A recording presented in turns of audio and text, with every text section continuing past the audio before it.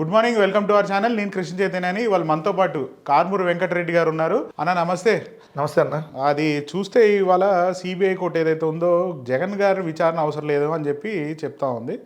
అది సునీత గారేమో జగన్ గారిని కూడా విచారణ చేయాలి అని చెప్పి అడుగుతా ఉన్నారు కదా. అది అసలు ఆ కేసు అంటే ఎటువైపు దారితీస్తుంది?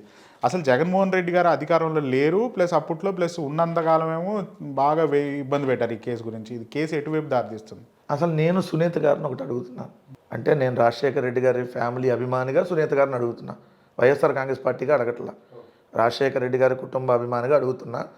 వివేకానంద రెడ్డి గారు మీ తండ్రి గారే కదా, మీ తండ్రి గారిని చంపారు కదా. మీ తండ్రి గారిని చంపినటువంటి వ్యక్తి బయట ఎలా తిరుగుతాడు? Point number 1.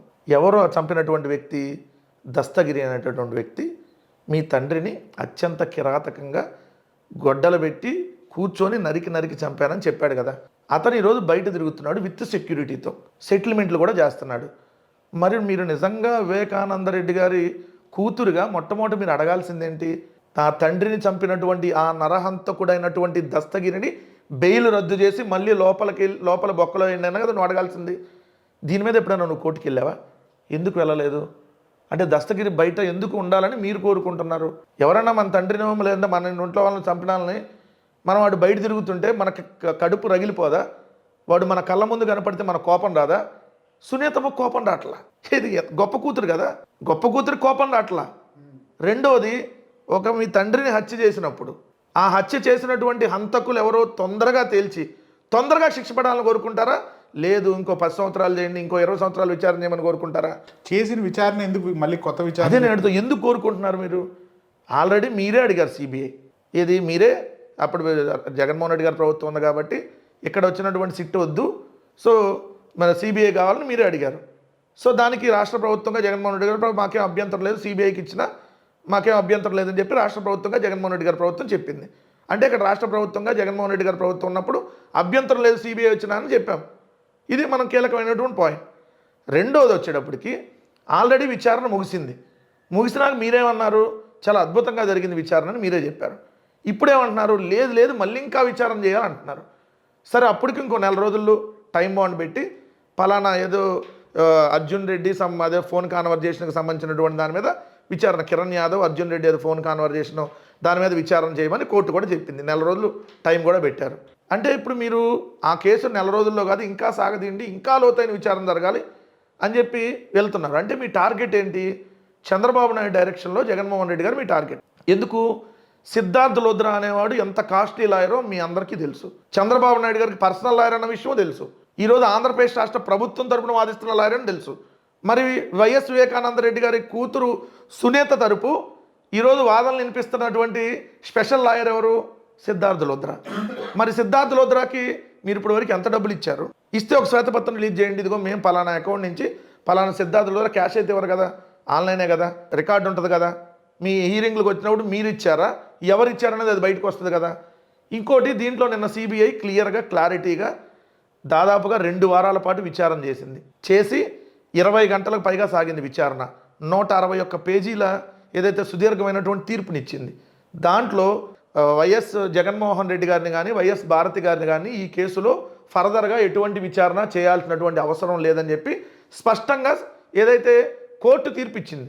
అంటే ఏంటి? మీరు ఏదైతే అనుకోని ఇన్నాళ్ళు ప్రచారం చేశారో, ఏదైతే జగన్మోహన్ రెడ్డి గారిని భారతమ్మని ఈ కేసులో లాగాలి, ఇరికిచ్చేయాలి అనే చెప్పేటువంటి కుట్రలకు ఏ విధంగా తెలుగుదేశం పార్టీ ఎల్లో మీడియా పాల్పడిందో ఈరోజు లాగి చెంప మీద గట్టిగా అటు ఇటు వాయించింది కదా ఈరోజు కోర్టు. కోర్టు ఏం చెప్పింది? ఎవరైనా బంధువులు చనిపోయినప్పుడు వాళ్ళకి బంధువులకి ఇన్ఫర్మేషన్, ఒక వ్యక్తి చనిపోయినప్పుడు వాళ్ళ బంధువులకి ఇన్ఫర్మేషన్ ఇస్తారు. ఇది ఎక్కడైనా మ్యాండటరీగా జరిగేది. దీనికి వాళ్ళని విచారణ చేయాలని అసలు మీరు ఎట్లా అడుగుతారు? బేసిక్గా మీరు తప్పుగా మాట్లాడుతున్నారు ఇక్కడ. ఇది ఎవరైనా బేసిక్గా కామన్గా జరిగేటటువంటి పాయింటే. ఫర్దర్గా ఎటువంటి విచారణ వాళ్ళని చేయాల్సినటువంటి పని లేదు అని చెప్పి క్లియర్గా చెప్పింది కదా. మరి ఇప్పుడు ఏ మొహం పెట్టుకొని ఏం మాట్లాడతారు మీరు? ఎక్కడైనా తెలుగుదేశం పార్టీ కానీ ఎల్లో మీడియా కానీ నర్రెడ్డి సునీత కానీ ఎక్కడైనా తప్పుడు ప్రచారాలు మానుకుంటారా? ఇంతకు అసలు మీ తండ్రిని చంపినటువంటి వాళ్ళల్లో చంపించినటువంటి వాళ్ళు మీరే అనేటటువంటి అనుమానాలు బయట చాలామంది చెబుతున్నారు. నర్రెడ్డి సునీత, నర్రెడ్డి రాజశేఖర రెడ్డి చంపించాడు వైఎస్ వివేకానంద రెడ్డి గారిని చంపించారు వీళ్ళే, అందుకనే ఆ రోజు లెటర్ మాయం చేశారు, ఫోన్ మాయం చేశారు. సో ఎందుకు రెండో భార్యకు సంబంధించినటువంటి ఇన్ఫర్మేషన్ బయటకు రానియకుండా దాచిపెట్టారు? సంవత్సరంన్నరగా తండ్రికి కనీసం తండ్రి మొహం కూడా చూడనటువంటి గొప్ప కూతురు ఎట్లా అయిందేమా, వీటన్నిటి మీద బయట ఉన్నాయి. ముందు దాని మీద మాట్లాడమని చెబుతా ఉన్నాం. ఒకటైతే స్పష్టంగా వైఎస్ వివేకానంద రెడ్డి గారిని ఎవరు హత్య చేశారో వాళ్ళకి శిక్ష 100% పడాలి. ఆ దస్తగిరినాథకు ముందు బెయిల్ రద్దు చేయాలి. నర్రెడ్డి సునీత, నర్రెడ్డి రాజశేఖర రెడ్డి గారి పాత్రల్ని ఖచ్చితంగా విచారించాలి. సో అంతకుముందు రామ్ సింగ్ ఎవరినైతే ప్రలోభ పెట్టాడో వీటన్నిటి మీద కూడా తేలాలి. ఇవన్నీ మేము కోరుకుంటున్నాం. త్వరితగతిన వివేకానంద రెడ్డి గారిని చంపినటువంటి వ్యక్తులకు శిక్ష పడాలని చెప్పి ప్రతి ఒక్కళ్ళు కోరుకుంటా ఉన్నారు. కానీ వాళ్ళ కూతురు మాత్రం కోరుకోవట్లా. సో దీంట్లో ఉన్నటువంటి మతలబు ఏంటో చెప్పాలమ్మా. మరి కూతురు కోరుకుంటే దస్తగిరిని ముందు లోపలేయమనింది కదా, వేయమంటల్లా. రెండోది ఏదైతే పిఏ కృష్ణారెడ్డి అనేక విషయాలు చెప్పాడు. సో ఆ విషయాల మీద పిఏ కృష్ణారెడ్డి మీద కేసు పెడతానంటుందేమా. అంటే ఇక్కడ ఏంటి మతలబు? సో వెనకాల వేరే విషయాలు బయటకు వస్తాయి. ఇప్పుడు రావాలి, రాకపోడు ఒక హత్య జరిగినప్పుడు ఖచ్చితంగా రావాలి విషయాలన్నీ బయట. అంటే ఇప్పుడు కృష్ణారెడ్డిని ఇన్ని సంవత్సరాలు ఎప్పుడు విచారించలేదండి? కృష్ణారెడ్డిని విచారించారు సిబిఐ. రామ్ సింగ్ కూడా టార్చర్ పెట్టాడని ఆల్రెడీ అంతకుముందు ఆయన చెప్పినటువంటి ఉంది కదా. ఆల్రెడీ సిబిఐ చెప్పినట్టుగా నువ్వు విను, రామ్ సింగ్ చెప్పినట్టుగా వినమని చెప్పి నర్రెడ్డి సునీత, రాజశేఖర రెడ్డి ఢిల్లీలో కృష్ణారెడ్డిని, పిఏ కృష్ణారెడ్డిని పిలిపించి బలవంతం చేశారు, మ్యాన్ హ్యాండ్లింగ్ కూడా చేయబోయారని కూడా కృష్ణారెడ్డి చెప్పినటువంటి ఉన్నాయి కదా. మనకు వాంగ్మూలాలు ఉన్నాయి, టీవీల్లో పత్రికల్లో వచ్చిన ఉన్నాయి. ఎందుకు మీరు మరి పిఏ కృష్ణారెడ్డిని హింసించాలని చూశారు? ఎందుకు మీరు చెప్పినట్టుగానే వాంగ్మూలం చెప్పమన్నారు?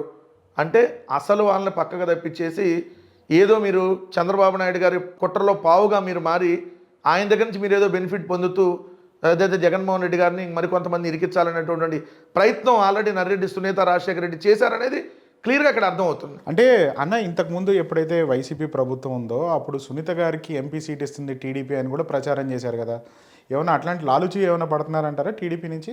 వాడుకొని వదిలేస్తారు. ఇప్పటికైనా వాళ్ళు తెలుసుకోకపోతే రేపొద్దున వాళ్ళకే నష్టం. రాజకీయంగా ఇంకోటో ఆశిస్తే ఏం లేదు. చంద్రబాబు నాయుడు గారు ఎంత డౌన్ అయినా వాడుకొని వదిలేస్తాడు. దాంట్లో నర్రెడ్డి రాజశేఖర రెడ్డి సునీత దంపతులే ఉంది, ఇంకెవరైనా ఉంది. ఎన్నిసార్లు మనం చూడలా? ఎందుకు దేవుని మనం వాడుకొని వదిలేయలేదా? అనేక మంది తెలుగుదేశం వాళ్ళని వాడుకొని వదిలేయలేదా? రఘురామకృష్ణరాజు పరిస్థితి కూడా రేపొద్దున అంతే. చంద్రబాబు నాయుడు వాడుకొని వదిలేస్తాడనేది క్లియర్. లేదంటే మంత్రి పదవి నుంచి స్పీకర్ పదవి అది పోయి డిప్యూటీ స్పీకర్ రేపొద్దున అది కూడా ఉంచుతారో లేదు తెలియదు. సో ఎవరినైనా ఆ టయానికి అలా వాడతాడు, తర్వాత వదిలేస్తాడు. చంద్రబాబు నాయుడు గారు నైజం అది గ్రహించకపోతే ఖచ్చితంగా వాళ్ళే దెబ్బపడతారు. సో ఇప్పుడైతే ఈ కేసుకు సంబంధించిన దాంట్లో వీళ్ళని పావుగా వాడుకొని ఏదైతే దాన్ని మా మీద ప్రయోగించాలనేటటువంటి విష ప్రయత్నం చంద్రబాబు నాయుడు గారు చేశారు.